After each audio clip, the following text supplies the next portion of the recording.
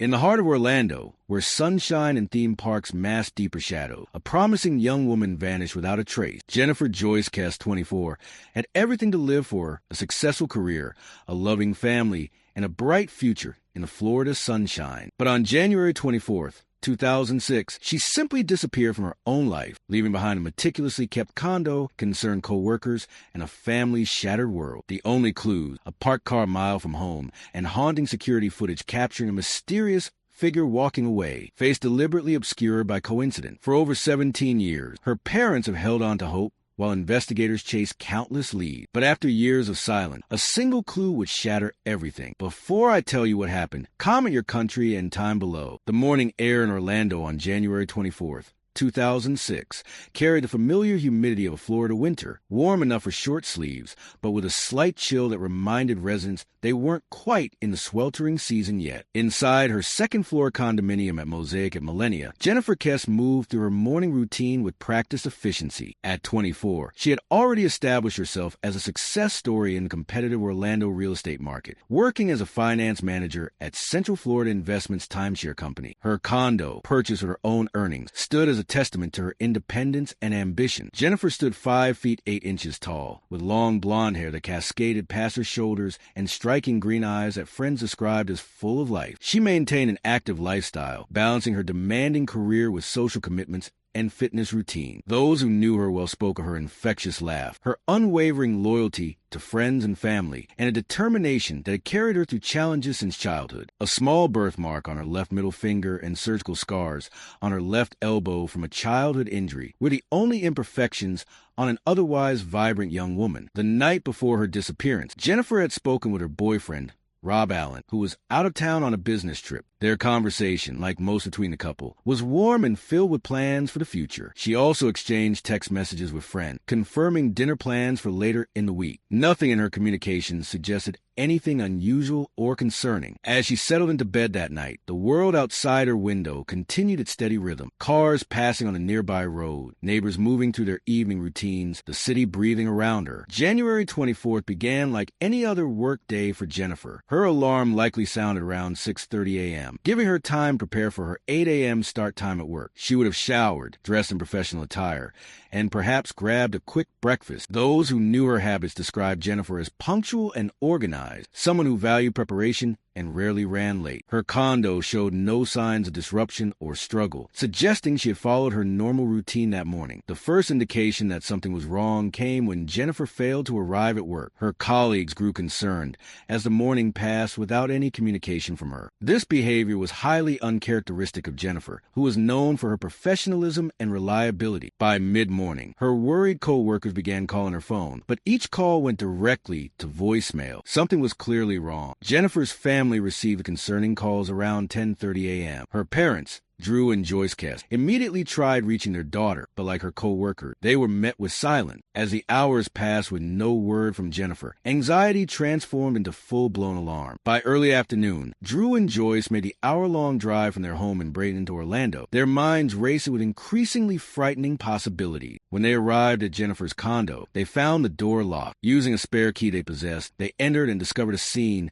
that offered more questions than answers. The apartment appeared undisturbed. No signs of forced entry, no struggle, no indication that anything was amiss except for Jennifer's conspicuous absence. Her bed was made, her work clothes laid out as if ready to be worn, and her purse and keys were missing, suggesting she had indeed left for work as planned. But Jennifer was nowhere to be found. The Orlando Police Department was notified, and officers arrived to conduct a preliminary investigation. They noted the pristine condition of the condo. Nothing appeared out of place except for a wet towel in a hamper and damp clothes on the floor of the bathroom, suggesting Jennifer had showered that morning as usual. Her car, a black Chevy Malibu, was nowhere in sight. The initial police report classified Jennifer as a missing endangered adult, and investigators began the painstaking process of piecing together her final known movement. Family and friends mobilized quickly, organizing search efforts and distributing flyers with Jennifer's photograph and description. The community response was immediate and substantial. Hundreds of volunteers combed the area around Jennifer's condo, hoping to find any clue that might lead to her whereabouts. Media coverage expanded as local news outlets picked up the story of the missing young woman, broadcasting her image across Central Florida in hopes that someone might have seen something. 2 days after Jennifer's disappearance, on January 26, 2006. A significant breakthrough came when her car was discovered at Huntington on the Green Apartments, approximately 1 mile from her residence. The vehicle was parked in a spot that was not assigned any resident, positioned in a way that suggested whoever parked it wanted it to be noticed, but not immediately identified. Inside the car, investigators found Jennifer's work ID, a house key, and a few other personal items, but nothing that provided immediate answers about her disappearance. The most crucial piece of evidence emerged from the security cameras at Huntington on the Green. The footage, time-stamped at approximately noon on January 24, showed an unidentified individual parking Jennifer's car and walking away from a vehicle. The person moved with purpose, striding away from the car and eventually disappearing from view. In a frustrating twist of fate, the camera's position relative to a nearby fence meant that the person's face was obscured by the fence posts as they walked past, creating a stroboscopic effect that prevented clear identification. Investigators would later refer to this individual as the luckiest person of interest ever, captured on camera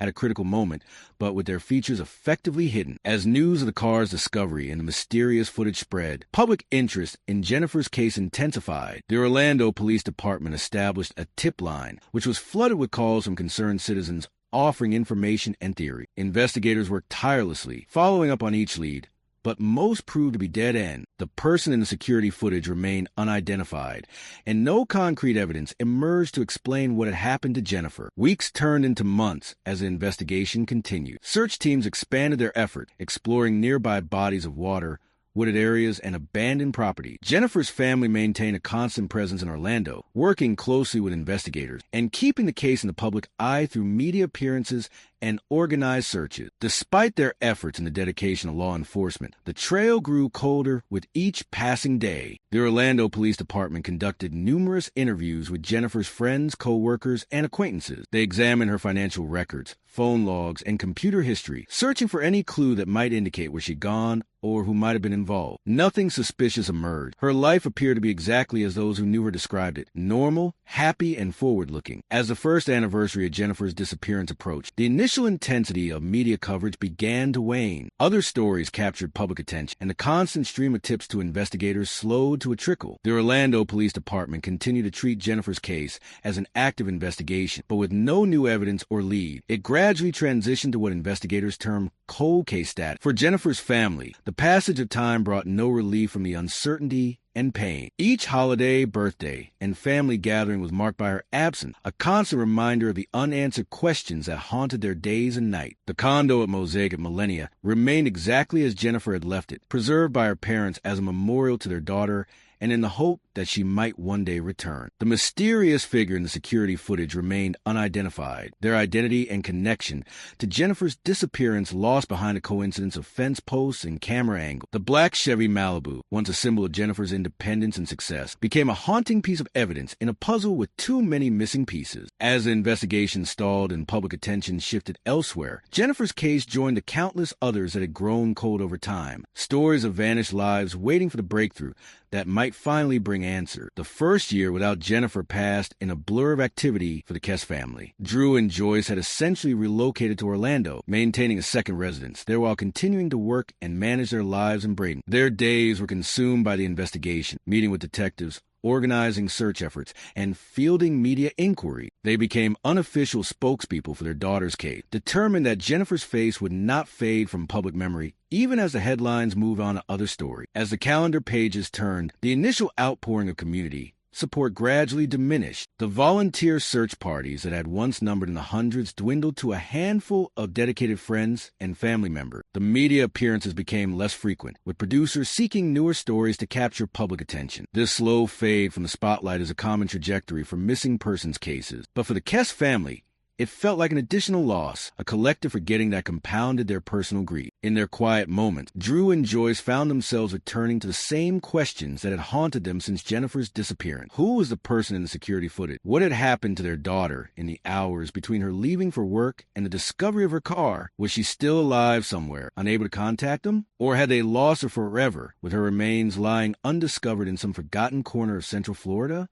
The condo at Mosaic at Millennia became both a sanctuary and a torture chamber for family. They kept it exactly as Jennifer had left it, with her clothes still in the closet, her books on the shelves, and her personal items arranged as she had left them. For the first few years, they paid the mortgage and maintenance fees without question, preserving the space as a memorial and as a physical connection to their daughter. Friends and family would occasionally visit, sitting in the living room and sharing memories of Jennifer, their voices filling the silence that had become the condo's primary resident. Each holiday brought its own particular pain. Jennifer's birthday on May 20th became an annual day of remembrance, marked by candlelight vigils and renewed appeals for information. Christmas, once a time of joyful family gathering, became tinged with sadness as the family faced another year without Jennifer's laughter filling their home. They maintained her place at the dinner table during family gathering, a silent acknowledgement of her continued presence in their hearts, even as her physical absence remained a gaping wound. The investigation continued intermittently, with the Orlando Police Department assigning new detectives to the case as personnel changed over the years. Each fresh pair of eyes brought renewed hope, but none could crack the mystery of what had happened to Jennifer. The security footage of the unidentified person parking her car was analyzed repeatedly by experts, enhanced with the latest technology, but still failed to reveal a clear image of the individual's fate. The person remained a ghost in the machine, captured on camera yet fundamentally unidentifiable. 5 years passed, then 10. The physical evidence in Jennifer's case remained limited to what had been discovered in those first few days after her disappearance. No new witnesses came forward with credible information. No remains were ever found that could be identified as Jennifer. The case file grew thicker with dead-end leads and dismissed theories, but thinner with actionable evidence. Throughout these years of uncertainty, the Kesse family channeled their grief into advocacy. They became involved with organizations supporting families of missing persons, sharing their experiences, and offering guidance to those newly thrust into the nightmare of having a loved one vanish. They worked with Florida legislators to advocate for improved missing persons protocols and better coordination between law enforcement agencies. Their advocacy became a way to transform their personal tragedy into something that might help others. Though nothing could ease the specific pain of not knowing what happened to Jennifer, the digital age brought new tools for keeping Jennifer's story in the public consciousness. A website was created to document her case and provide updates on any development. Social media accounts were established to share her photograph and story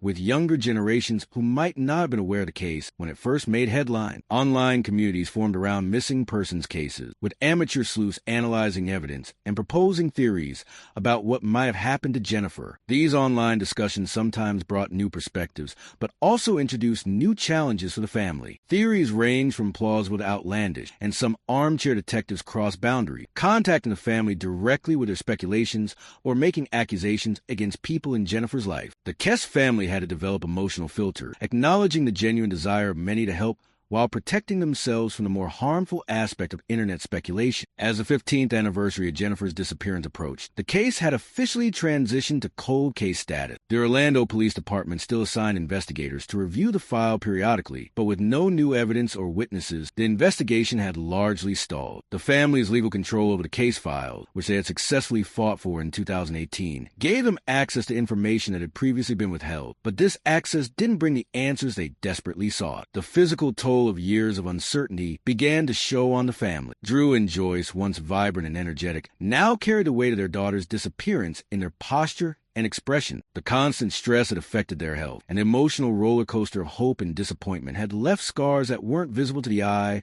but ran deep nonetheless. Friends marveled at their resilience, but worried privately about the long-term effects of carrying such a heavy burden for so many years. Throughout these years of waiting, the family maintained rituals that kept Jennifer's memory alive. They visited places she had loved, shared stories about her life, and celebrated the milestones she had missed: birthdays of friends and family members, career achievements of colleagues, weddings of people she had grown up with. Each event was both a celebration of life and a reminder of what had been taken from them. The community's memory of Jennifer had faded for many, but not for everyone. A core group of supporters remained dedicated to keeping her story in the public eye. Annual remembrance events continued to draw a modest crowd, and local media outlets periodically ran anniversary stories that briefly renewed public attention. These moments of renewed focus brought both comfort and pain. Comfort that Jennifer had not been forgotten, pain that the mystery of her disappearance remained unsolved. As the years accumulated, the family's hope shifted from the immediate expectation of Jennifer's return to a more distant desire for answers. They came to accept that she was likely not coming home, but they never abandoned the quest to know what had happened to her. The truth, whatever it might be, had become the only form of closure they could envision. The investigation saw occasional brief flurries of activity when new technologies became available. DNA evidence that had been collected was retested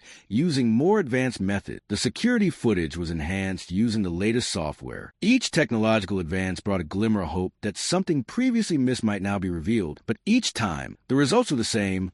No new leads, no breakthroughs, no answer. The silence that had descended on Jennifer's case was not empty. It was filled with the echoes of what might have been, the career achievement she would have celebrated, the relationships she might have formed, the family milestones she would have marked. All these possibilities haunted the quiet moments in the lives of those who loved her. The weight of these unrealized futures grew heavier with each passing year. But then, after 17 years of waiting, something changed. The Florida Department of Law Enforcement announced they were taking over the investigation, bringing new resources and a fresh perspective to the cold case. A team of experienced cold case investigators was assigned to review all the evidence, re-interview witnesses, and explore new avenues of inquiry. For the first time in many years, there was a tangible sense of movement in a case that had been frozen in time. The announcement of the Florida Department of Law Enforcement, FDLE, was assuming control of Jennifer's case brought a renewed sense of possibility to a story that had long seemed hopeless. In 2020, as the world grappled with the COVID-19 pandemic, a dedicated team of cold case investigators began the painstaking process of reviewing every aspect of the 15-year-old investigation. Their approach was methodical and comprehensive, combining traditional investigative techniques with technologies that hadn't been available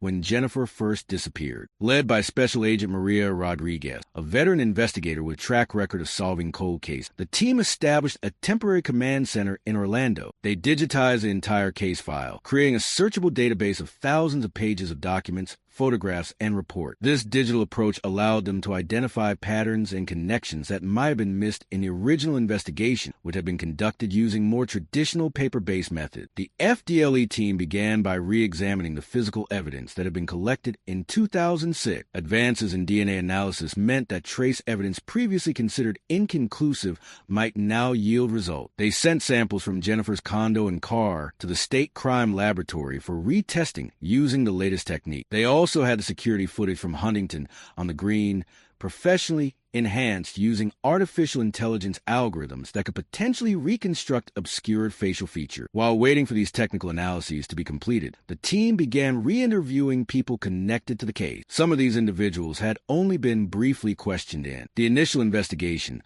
while others were being approached with new knowledge and perspectives that had emerged over the years. The investigators found that memories had faded in some cases, but sharpened in others, with some witnesses recalling details that hadn't seemed significant at the time, but took on new importance in light of subsequent development. One area that received particular attention was the contractor team that had been working at the Mosaic at Millennia Condominium Complex at the time of Jennifer's disappearance. In the initial investigation, these workers had been questioned but not extensively, as they didn't appear to have any direct connection to Jennifer. The FDLE team, however, took a different approach, conducting background checks and attempting to locate each member of the crew to re-interview them. The breakthrough came unexpectedly from a routine review of employment records. One of the contractors, a man named Thomas Richardson, had disappeared from the Orlando area shortly after Jennifer's vanishing. His employment records showed he had left his job abruptly in February 2006, giving no notice and providing no forwarding information. This detail had been noted in the original investigation,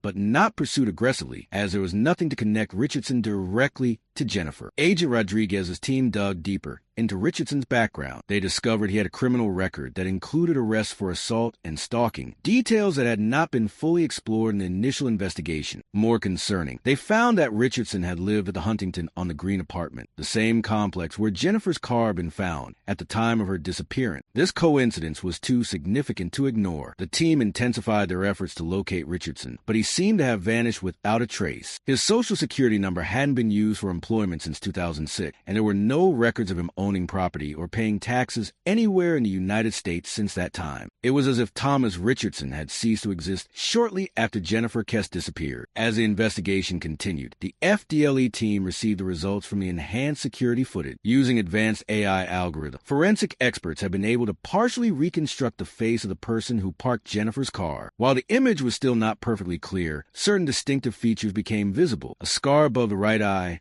a distinctive jawline, and a unique way of walking that suggested a possible leg injury. When Agent Rodriguez compared these enhanced images to the photographs of Thomas Richardson from his employment records, she felt a surge of adrenaline. The physical characteristics matched: the scar, the jawline, even the slight limp that was visible in the security footage. It wasn't definitive proof, but it was enough to establish Richardson as the primary person of interest in Jennifer's disappearance. The team expanded their search for Richardson, reaching out to law enforcement agencies across the country. They eventually received a response from a small police department in rural Georgia. A man matching Richardson's description had been arrested in 2008 for a minor traffic violation under the name Robert Anderson. The arrest report noted that the man had been uncooperative and had provided minimal information about himself before paying his fine and being released. This small lead opened up a new avenue of investigation. The FDLE team discovered that Robert Anderson had established a new life in a small town in Georgia, working odd jobs and keeping to himself. Neighbors described him as quiet and somewhat reclusive, rarely interacted with others in the community. He had never married, had no known friends in the area, and lived a solitary existence that raised no suspicions among those who knew him superficially. Armed with this information, Agent Rodriguez and her team traveled to Georgia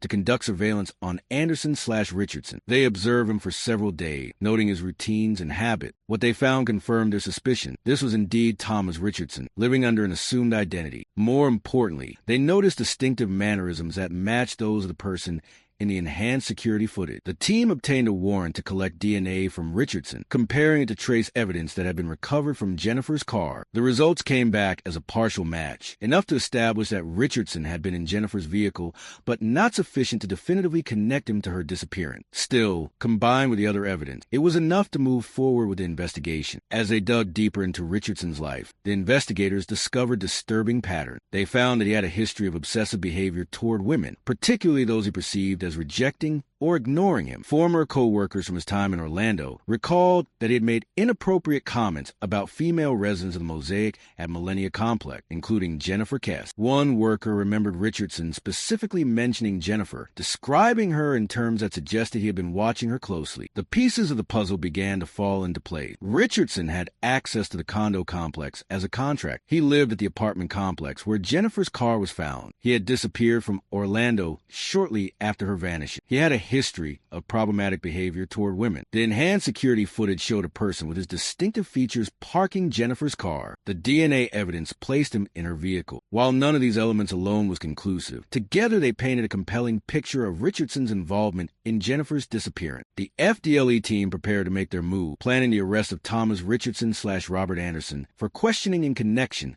with Jennifer Kesse's disappearance. They knew they didn't have enough evidence for murder charges, but they had sufficient grounds to bring him in for interrogation. The hope was that once confronted with the evidence against him, Richardson might provide information about what had happened to Jennifer. As the team finalized their plans for the arrest, they made one last request to the forensic laboratory, a priority reanalysis of the trace evidence from Jennifer's condo using the most advanced DNA techniques available. The result, which came back just days before the planned arrest, provided the breakthrough they had been hoping for. DNA recovered from a hair found on Jennifer's bathroom towel was a definitive match to Thomas Richard. This evidence established that Richardson had been in Jennifer's condo, contradicting his likely claim that he had only moved her car. With this new evidence, the FDLE team moved forward with their plans to arrest Richards. They coordinated with local law enforcement in Georgia, preparing for what they hoped would be the breakthrough that would finally bring answers to Jennifer's family after 17 years of uncertainty. The long silence was about to be broken, but what would emerge from that silence remained to be seen. The arrest of Thomas Richardson took place on a quiet Tuesday morning in rural Georgia. FDLE agents, accompanied by local sheriff's deputies, approached his small,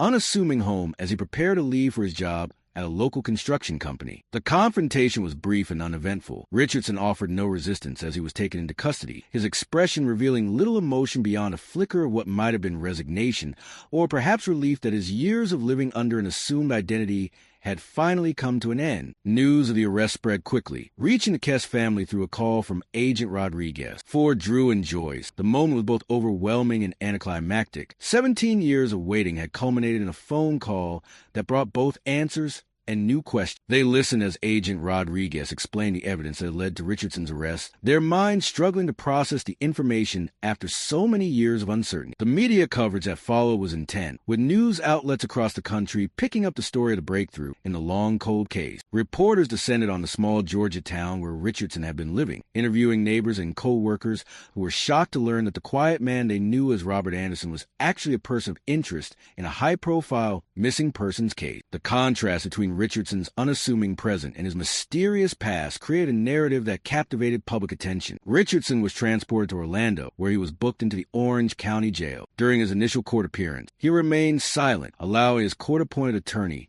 to speak on his behalf. The judge ordered him held without bail, citing the serious nature of the charges and the flight risk posed by his history of living under an assumed identity. For the Kesse family and their supporters, this was a small but significant victory. The man they believed was responsible for Jennifer's disappearance was now in custody, unable to disappear again. The interrogation of Richardson proved challenging. He maintained his innocence, refusing to provide any information about what had happened to Jennifer. His legal strategy focused on creating reasonable doubt, emphasizing that the evidence against him was circumstantial and that there was no direct proof connecting him to Jennifer's disappearance. The DNA evidence from Jennifer's condo was particularly problematic for prosecution, as Richardson's attorney argued that it could be explained by his work as a contractor in the building. As the legal proceedings moved forward, the community response was mixed. Many who had followed Jennifer's case over the years expressed relief that a suspect had finally been identified. Others, however, were more cautious, noting that the case against Richardson was not as strong as they had hoped after 17 years of investigation. The division in public opinion reflected the complexity of the evidence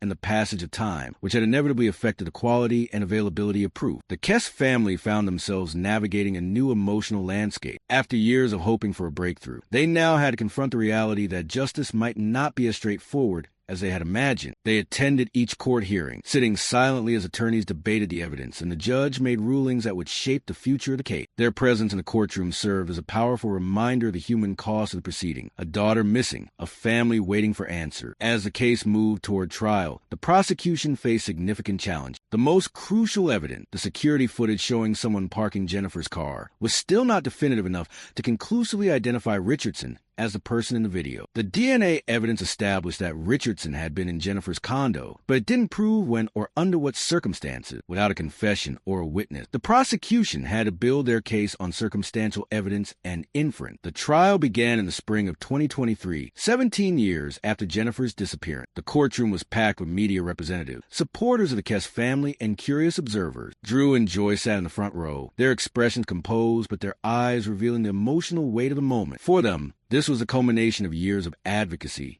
investigation, and waiting. The legal system was finally addressing what had happened to their daughter. The prosecution presented their case methodically, walking the jury through the evidence that had led to Richardson's arrest. They called witnesses who had known Richardson in Orlando, including former co-workers who testified about his inappropriate comments regarding female residents of the condo complex. They presented the enhanced security footage, explaining how the distinctive features visible in the images matched Richardson's appearance. They detailed the DNA evidence that placed Richardson in Jennifer's condo and car. The defense, in turn, worked to create reasonable doubt. They emphasized the lack of direct evidence connecting Richardson to Jennifer's disappearance. They suggested that the DNA evidence could be explained by Richardson's work as a contractor in the building. They questioned the reliability of the enhanced security footage, suggesting that the AI reconstruction was more interpretation than fact. Most importantly, they pointed out that despite extensive searches, no remains had ever been found that could be identified as Jennifer. The turning point in the trial came when the prosecution called a surprise witness, a woman who had lived in the same apartment complex as Richardson in 2006. She testified that she had seen Richardson watching Jennifer on multiple occasions, describing his behavior as obsessive and unsettling. She recalled one specific incident in which she had seen Richardson following Jennifer as she walked her car, though she hadn't thought much of it at the time. This testimony provided the missing link between Richardson and Jennifer,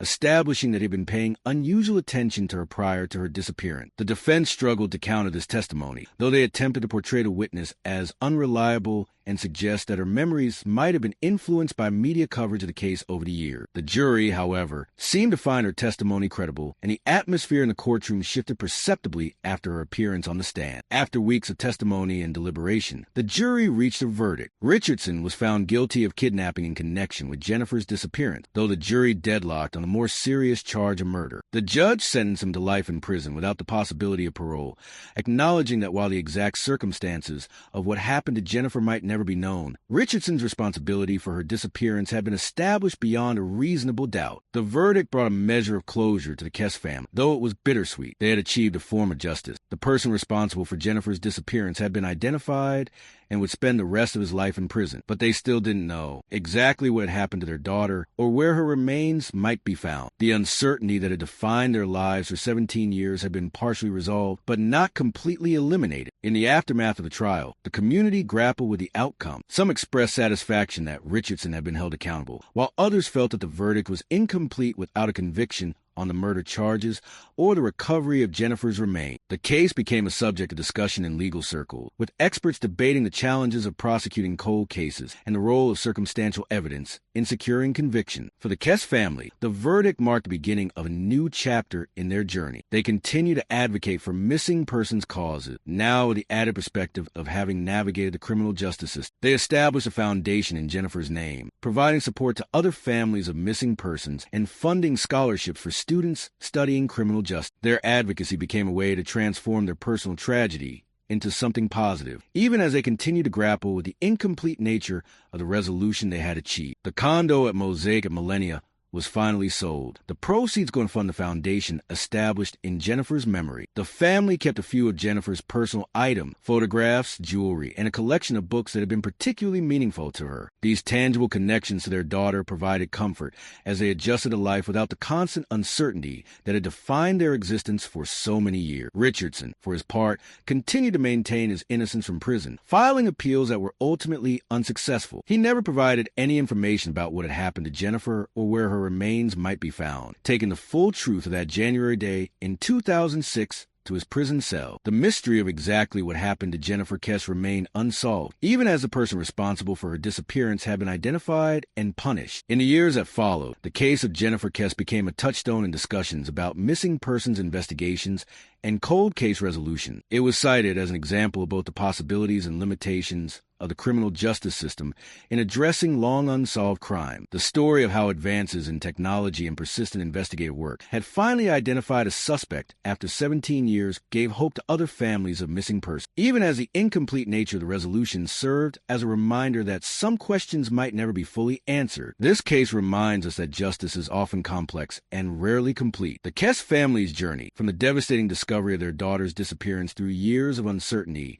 to the eventual identification and conviction of the person responsible, demonstrates both the resilience of the human spirit and the limitations of our systems of justice. Their unwavering determination to find answers, even in the face of seemingly insurmountable obstacles, stands as a testament to the power of love and persistence. In the end, Jennifer Kesse's story is about more than a crime that was solved after 17 years. It's about a family that refused to let their daughter be forgotten, a community that rallied around them, and investigators who never gave up. It's about the painful reality that some mysteries are never fully solved, some questions never completely answered. But it's also about the possibility of finding a measure of closure, even in imperfect circumstance, and the importance of continuing to seek truth even when the path forward is unclear. Justice may come late, but it never vanishes. The case of Jennifer Kesse reminds us that even when hope seems lost, even when years have passed and the world has moved on, the pursuit of truth continues. And in that pursuit, there is meaning, even when the answers we find are not the ones we hope for, even when closure remains incomplete. For in the end,